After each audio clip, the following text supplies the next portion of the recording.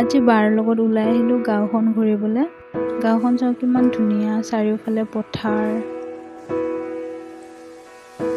গাঁওখন ঘূৰি আহি আমাক বায়ে বগৰী ছিঙিবলৈ ক'লে।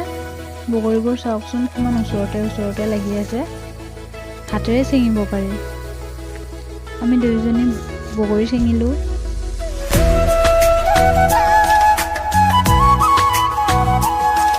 তাৰপিছত আমি দুয়োজনী আহিলোঁ বাৰীত। কিবা শাক ৰুইছে হেনো, সেইটো কাৰণে কিনো শাক ৰুইছে চাব আহিলোঁ। এইটো বিন